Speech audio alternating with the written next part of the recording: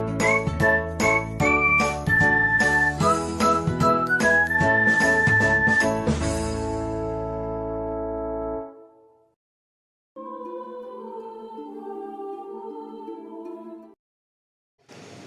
viewers, welcome back to our channel Sims Official.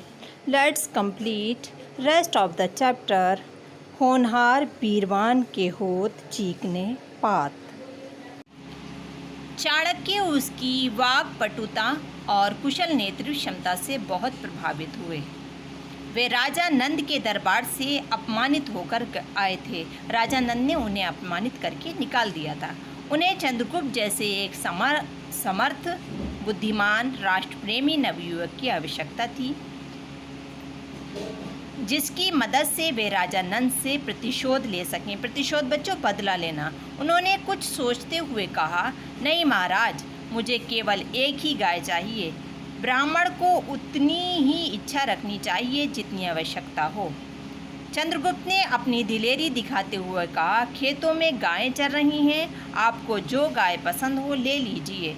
मतलब वो राजा बने हुए बैठे हैं ना वहाँ पर, तो उन्होंने उनसे वहीं पर गाय खेतों में चल रही थी तो उनसे कह दिया, यानी कि चाणक्य जी से बोला कि आप इसमें से कोई सी भी गाय ले लीजिए।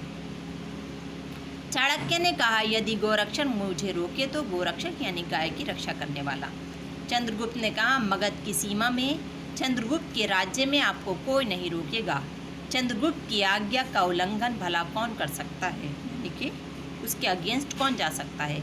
आप निर्भय होकर गाय का चयन कीजिए, निर्भय निडर होकर, और उसे अपने साथ ले जाइए। चंद्रगुप्त एक सैनिक बने। बालक की ओर इशारा करते हुए, सैनिक ब्राह्मण देवता की सहायता के लिए तुम उनके साथ जाओ। मतलब उन्होंने चंद्रगुप्त ने एक सैनिक बने बालक की ओर इशारा करते हुए कहा, सैनिक ब्राह्मण देवता की सहायता के लिए तुम उनके साथ जाओ। चाणक्य सैनिक बने बालक के साथ बाहर निकलते हैं। उसी बीच चंद्रगुप्त की माँ मुरा, क्या नाम है बच्चों चंद्रगुप्त की माँ का?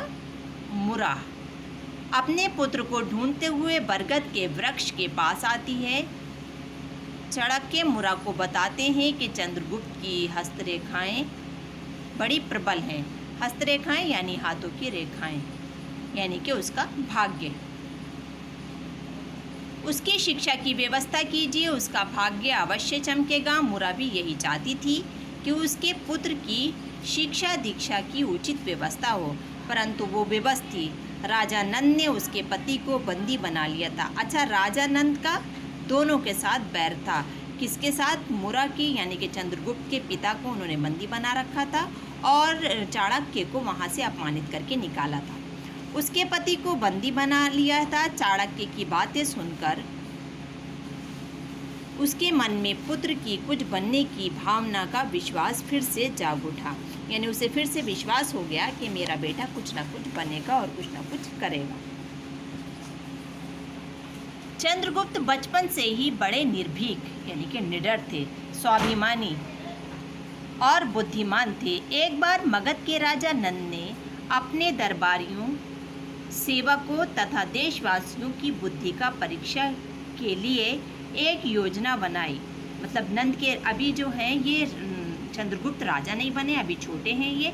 वहाँ पे किसके शासन चल रहा है? नंद, राजा नंद का चल रहा है। तो राजा नंद ने अपनी प्रजा में अपने सैनिकों, दरबारियों की कुशलता का और बुद्धिमत्ता की परीक्षा ली और उसने एक योजना बनाई, उसने एक प्लान किया। उन्होंने अपनी राजधानी पाटलिपुत्र के राज दरबार में लोहे के पिंजरे में शेर की मूर्ति रखवाई और राज्य भर में ढिंढोरा पिटवा दिया कि जो भी व्यक्ति लोहे के पिंजरे को बिना तोड़े शेर को बाहर